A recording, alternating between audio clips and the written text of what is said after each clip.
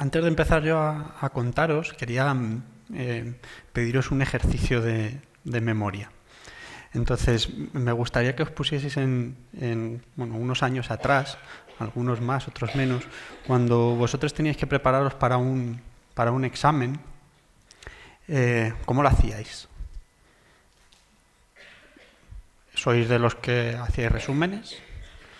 ¿Sois de los que necesitabais hacer esquemas? Yo era bastante caótico, la verdad, a la hora de estudiar. Entonces, normalmente me leía muchas veces el tema y demás, pero no me lo preparaba especialmente. Luego, cuando he ido entendiendo un poquito cómo aprendemos, me he dado cuenta de que esas formas de estudiar que yo veía incluso en compañeros míos, de gente de al lado, gente que para estudiar hacía anotaciones en el margen, hacía dibujos, estos me daban mucha envidia.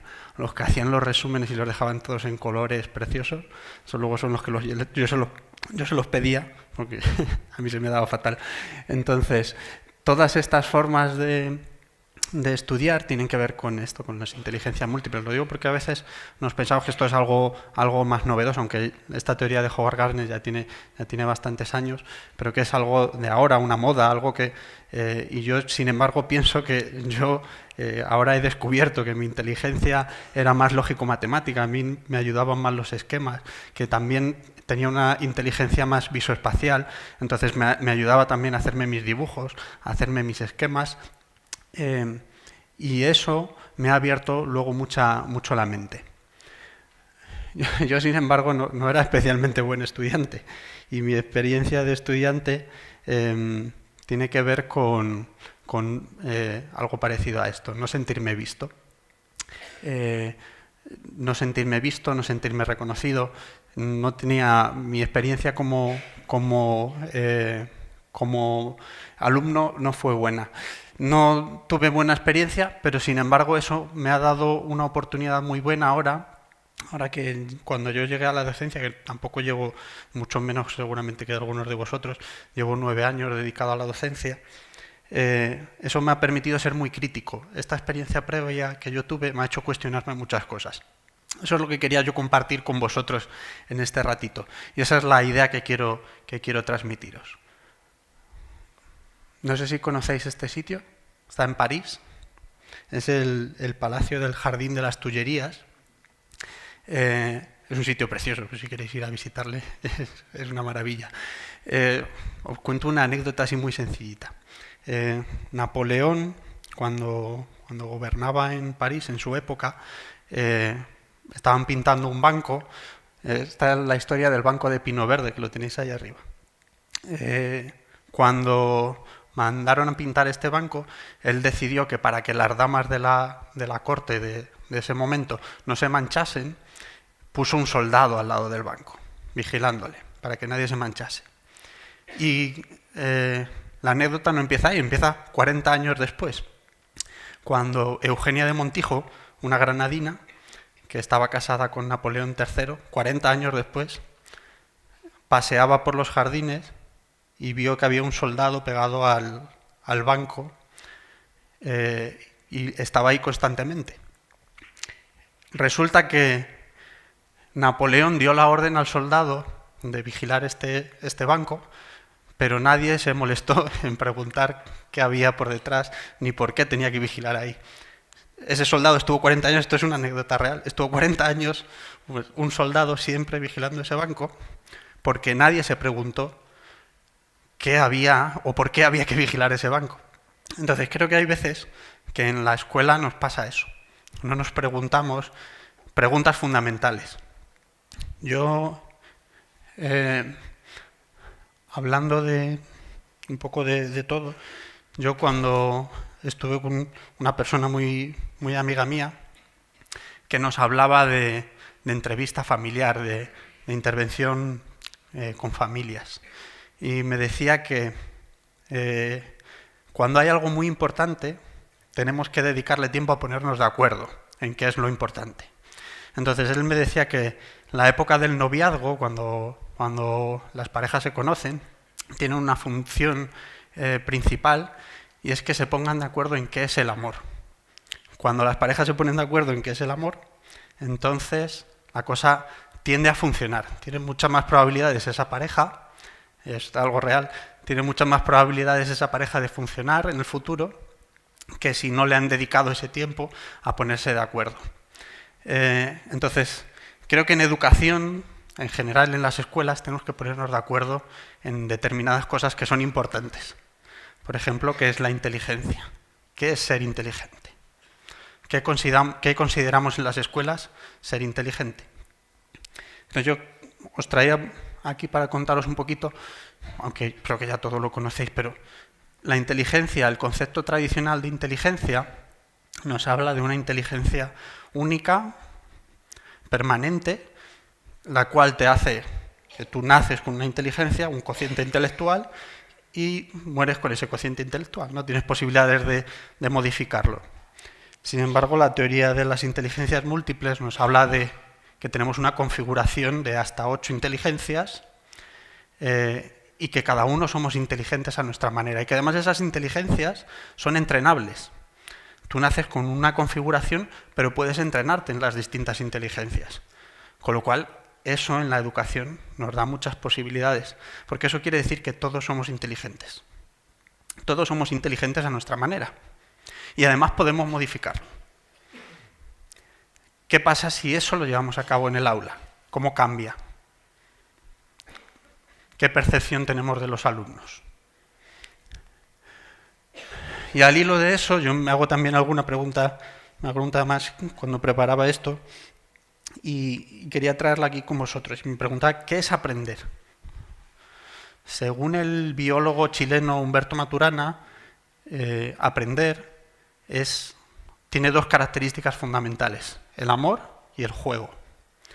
El amor, porque por mucho que nos empeñemos, no somos seres racionales, somos seres emocionales.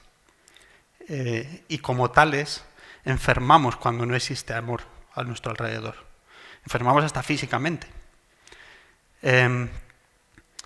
Por lo tanto, el amor es una característica fundamental que tenemos que llevar a nuestras aulas. Y la otra característica que dice Maturana es el juego. El juego es la herramienta que la biología nos da para aprender. Es este concepto de la leona con sus cachorros. Están aprendiendo. Los cachorros se sienten amados, se sienten acompañados y además están aprendiendo porque están jugando. ¿Qué espacio le damos nosotros al amor y al juego en las aulas? Esa es la pregunta que me hago yo también. Tenemos que darle ese hueco. Creo que lo han dicho al principio, ¿no? Pero ¿para qué enseñamos? También es otra de las preguntas que me viene a mí a la cabeza. Y me encontré con esto justo preparando la charla, que dice que tenéis que estudiar mucho y prepararos bien para el pasado. ¿Para qué queremos enseñar? Voy a leer 2 noticias que creo que se ven mejor juntas. Yo creo que habéis escuchado esto de la renta de Finlandia, que han puesto una renta básica, ¿no? Digamos, para algunos ciudadanos. Y aquí, arriba a la derecha, es una estadística de la Universidad de Oxford que dice que el 47% de los trabajos de aquí a 15 años están en serio riesgo de desaparecer por automatización de los trabajos. De aquí a 15 años, eso quiere decir que los niños que tenemos hoy en nuestras aulas de 3 años se van a encontrar ya con este futuro. ¿Para qué les estamos preparando? El futuro es un futuro incierto, no sabemos cómo es. Pero hay determinadas cosas que sí podemos preparar. Creo que el futuro es ahora. El cambio es ya. No somos conscientes de que Internet ha revolucionado tanto el mundo que es solamente comparable con la revolución industrial o el invento de la imprenta. Es algo tan grande que tenemos que ir preparándonos también para eso y preparando a nuestros alumnos. Los americanos, que bueno, no se les da muy bien esto de elegir presidente, ¿no? Pero esto lo tienen clarísimo. las habilidades que hay por detrás del currículum. Ellos distinguen entre hard skills, las habilidades curriculares, y soft skills, las habilidades que están detrás del currículum. Entre estas habilidades, ellos distinguen varias: la empatía, el saber ponerse en el lugar de los otros, el trabajo en equipo, el saber hablar en público, el pensar de forma crítica y de forma creativa. Tenemos que dar espacio también a esto en nuestras aulas. ¿Qué pasa si dentro de nuestras aulas, desde que son pequeños, damos un espacio prioritario a esto también en las aulas? ¿Qué sucedería?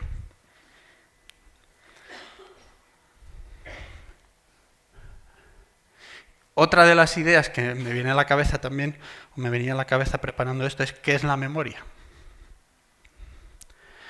Biológicamente dicen que la memoria, su función principal es la de olvidar. Olvidamos el 98% de las cosas que nos suceden en el día. El 98%. Solamente se nos quedan fijadas en la memoria aquellas cosas que nos generan una emoción.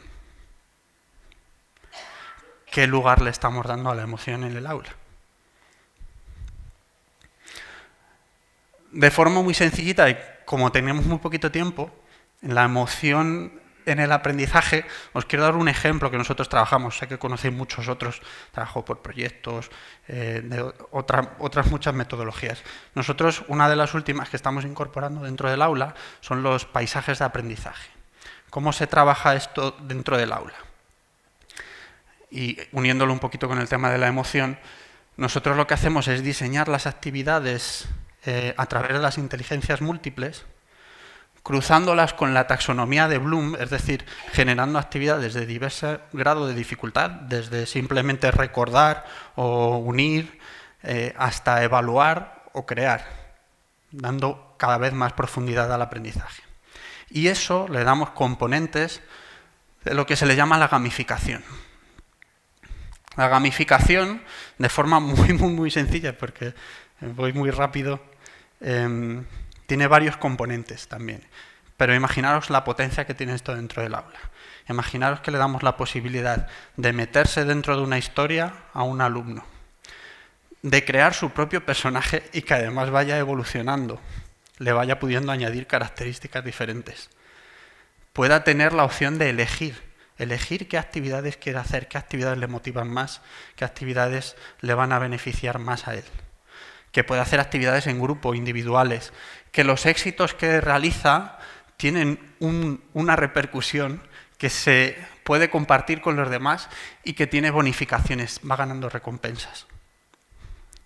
Y que además puede tener diferentes niveles de dificultad. ¿Qué sucede cuando lo trabajamos así?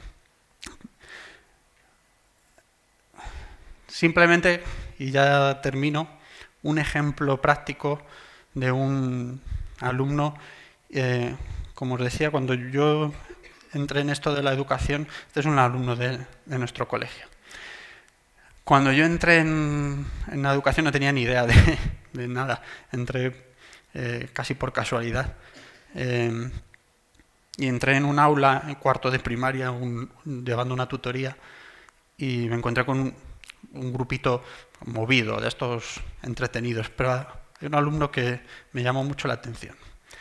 Era un alumno callado, desmotivado con lo académico, muy desconectado, de estos que incluso en las evaluaciones, yo escuché, y lo digo con todo el cariño para mis compañeros, pero escuché de ellos decir que es un alumno de estos que no iba a aprender a leer nunca. Yo intenté muchas cosas con él, acercarme, hablar con él, trabajo con otros compañeros, engancharle de muchas formas. Y después de un tiempo hubo algo que conseguí con él. Y es que yo empecé estudiando arquitectura. Y me gusta mucho el dibujo. Y descubrí que a él también.